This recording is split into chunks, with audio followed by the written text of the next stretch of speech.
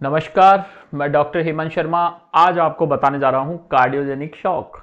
Cardiogenic shock आपने सुना होगा। शॉक कई तरीके के होते हैं, पर आज इस वीडियो के माध्यम से हम डिस्कस करेंगे इसका कैसे ट्रीटमेंट करें, क्या इसके कारण हैं, क्या साइन सिम्टम्स हैं, कैसे पहचानेंगे, क्या मरीज को सिम्टम्स आएंगे, उसके अलावा इसको कैसे डायग्नोस करेंगे, क्या तरीके हैं इसको पहचानने के और इसका क्या इलाज रहेगा। समझते हैं पूरा ध्यान से। देखो, cardiogenic shock mainly old age में देखा जाता है, या फिर ये शॉक क्या है पहले हम समझते हैं। जब जो हर्ट है, जो उसका पंपिंग है, वो प्रॉपर नहीं हो और जो बाकी ऑर्गन्स हैं बॉडी के उनमें ब्लड प्रॉपर नहीं पहुंचे। तो खून अगर नहीं पहुंचेगा बाकी ऑर्गन में तो वो धीरे धीरे मरने लगेंगे, डेड होने लगेंगे। ठीक है। हर्ट क्या कर रहा है, यहाँ पे पंपिंग प्रॉपर नहीं कर पा रहा है, जिस कारण से बॉडी को हाइपोपरफ्यूजन हो रहा है और बॉडी शॉक में जा रही है। तो ये एक डेफिनेशन है, हम इसको समझ सकते हैं। Heart suddenly can't pump enough blood to mat younger your body need. ठीक है, सॉरी। तो ये हो गया कि हर्ट इस तरीके से पंप नहीं कर पा रहा है कि वो अपने ब्रेन को, लीवर को, किडनी को, बोन्स को, मसल्स को ब्लड सप्लाई प्रॉपर दे पाए। अब ब्लड क्या है, एक खाना है बॉडी का। अगर ब्लड नहीं मिलेगा बॉडी को, ऑर्गन्स को, तो वो डैमेज होने लगेंगे, मरने लगेंगे। इस कारण से जो शॉक प्रोड्यूस हुआ उसको हम बोलते हैं कार्डियोजेनिक शॉक। मुझे लग रहा है अब आपको समझ में आ रहा होगा। अब कार्डियोजेनिक शॉक के कारण क्या हो सकते हैं, क्यों ऐसा हो रहा है। देखो, कार्डियोजेनिक शॉक के कारण हो सकते हैं जैसे मायोकार्डाइटिस या फिर एंडोकार्डाइटिस। मायोकार्डाइटिस क्या है, inflammation of heart muscles, cardiomyopathy में भी होता है।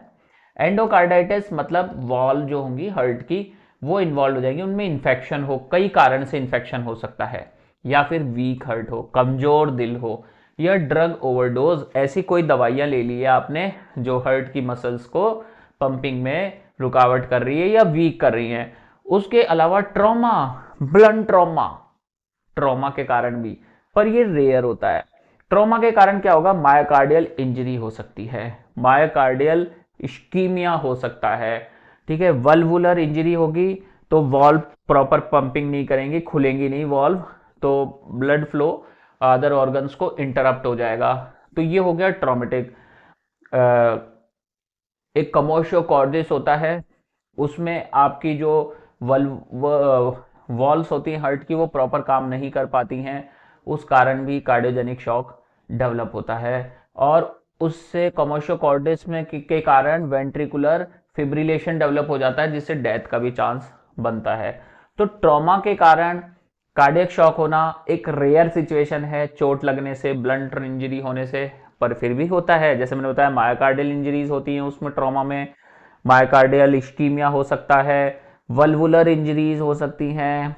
ठीक है, तो ये सारी चीजें ध्यान रखनी है, वो भी क्रिएट कर सकता है। उसके अलावा एक बढ़ती हुई उम्र, प्री एग्जिस्टिंग हार्ट डिजीजेज, तो ये सारे कारण हो सकते हैं। या फिर इनएडिक्वेट ऑक्सीजन सप्लाई हो बॉडी को, ठीक है, तो उस कारण भी कार्डियोजेनिक शॉक हो। तो इनएडिक्वेट ऑक्सीजन सप्लाई कब होगी, जैसे कि कोई कार्डियो टैम्पोनाट है या टेंशन न्यूमोथोरैक्स डेवलप हुआ तो हार्ट पे प्रेशर डेवलप होगा। ये ट्रॉमा से हो सकता है, कार्डियक टैम्पोनाट, टेंशन न्यूमोथोरैक्स, इनके ऊपर मैं अलग से वीडियो बनाऊंगा, है ना। तो ऑक्सीजन सप्लाई इंटरप्ट हो, हार्ट पे प्रेशर हो, तो ये चीजें भी कार्डियोजेनिक शॉक कर सकती है। तो ये तो हमने समझा शॉक क्या है, क्या इसके कारण है।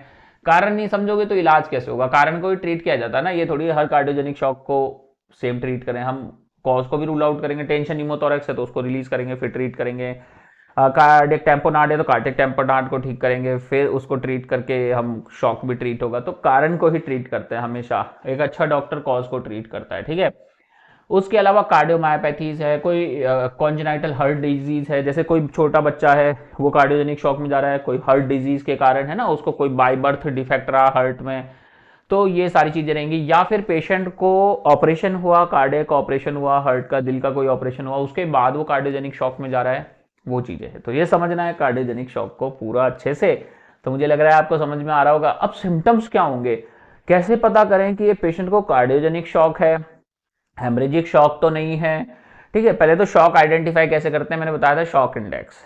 शॉक इंडेक्स होता है heart rate divided by systolic blood pressure, और बेस्ट इसमें बताया जाता है कि modified shock index heart rate divided by mean atrial pressure, ये समझते हैं। उसके अलावा सिम्टम्स क्या आएंगे, टैकीकार्डिया, हार्ट रेट तेज दिखा रही है, हाइपोटेंशन, बीपी सिस्टोलिक 90 के बिलो जा रहा है, urine output less than 30 ml per hour आ रहा है पेशेंट को, तो ये शॉक का सिम्टम। पेशेंट हो सकता है लॉस ऑफ कॉन्शियसनेस, बेहोश हो गया हो या वीक पल्स हो, ठीक है। उसके अलावा जो एक्सट्रीमिटीज है वो कोल्ड हो, ओलिगोरिया हो गया, ठीक है। तो ये सारे सिम्टम्स रहेंगे पेशेंट के। रैपिड ब्रीथिंग हो सकता है, पेशेंट को टैकेप्निया हो सकता है। तो ये सारी चीजें क्या बताएंगी, शॉक की तरफ। कार्डियोजेनिक शॉक में अब हम और चीजें क्या देख सकते हैं, ईसीजी कर सकते हैं पेशेंट का, उसमें रूल आउट करेंगे। 2D इको देख सकते हैं कि हार्ट का पंपिंग कैपेसिटी कमजोर हो रहा है, ये चीजें रहेंगी। अब बात करते हैं इसको ट्रीटमेंट की। ट्रीटमेंट में मैंने एक ही चीज बताई कि सिर्फ कारण को ट्रीट करो, कॉज को पकड़ दोगे तो शॉक अपने आप ट्रीट हो जाएगा। जैसे न्यूमोथोरेक्स है, टेंशन, हार्ट पे प्रेशर डेवलप हो रहा है, न्यूमोथोरेक्स ठीक करो, आपका कार्डियक शॉक धीरे धीरे करेक्ट होने लगेगा। कोई कार्डियक टेम्पोनाड है तो पेरिकार्डियोसेंटेसिस करो, फिर कार्डियक रिपेयर करो, तो कार्डियोजेनिक शॉक ठीक होने लगेगा। कोई कॉन्जेनाइटल हार्ट डिजीज के कारण पेशेंट कार्डियोजेनिक शॉक में जा रहा है, तो हमें क्या करना है, उस डिजीज को करेक्ट करना है। यही चीजें हैं। कोई वॉल्व खराब है तो उसको हमें रिपेयर करना है, पर फिर भी सिम्टोमेटिक ट्रीटमेंट हमें देना पड़ेगा वरना पेशेंट मर जाएगा, इतना देर वेट नहीं होगा। तो आइनोट्रोपिक सपोर्ट्स दिया जाता है, जैसे डोपामीन, डोबूटामीन, मिलरिनॉन, ठीक है, एड्रेनालिन, नॉर एड्रेनालिन, ये सारी चीजें पेशेंट को दी जाएंगी। तो इससे क्या होगा, पेशेंट का सर्वाइवल का चांस बनेगा। अब पेशेंट को कहाँ रखें, क्या घर पे रखें या भेज दें घर ठीक होने के बाद? आईसीयू में पेशेंट एडमिट होगा, वहां मॉनिटरिंग होगी। हो सकता है पेशेंट को वेंटिलेटर की भी जरूरत पड़े, पेशेंट सांस की मशीन पे हो, और स्ट्रिक्ट मॉनिटरिंग रहेगा, और मेन कॉज को ट्रीट करते हैं।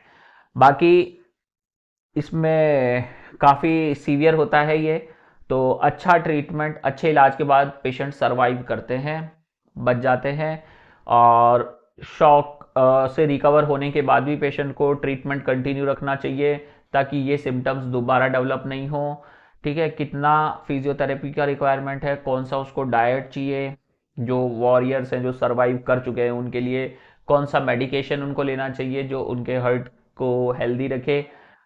अगर आपके भी कोई भी नॉन जानकार या दोस्त किसी को कार्डियोजेनिक शॉक हुआ है और वो कार्डियोजेनिक शॉक से बाहर आए हैं, ठीक हुए हैं, तो आगे के गाइडेंस के लिए या ड्यूरिंग कार्डियोजेनिक शॉक भी अगर कोई गाइडेंस चाहिए तो व्हाट्सअप नंबर मेरा इस वीडियो के डिस्क्रिप्शन में है, कृपया डायरेक्ट कॉल ना करें, व्हाट्सअप पे जाके मैसेज करें। थैंक यू, धन्यवाद। वीडियो अच्छा लगता है लाइक करें, चैनल पे नए हैं सब्सक्राइब कर लें। मुझे लगता है कार्डियोजेनिक शॉक आपको समझ में आया होगा। Thank you.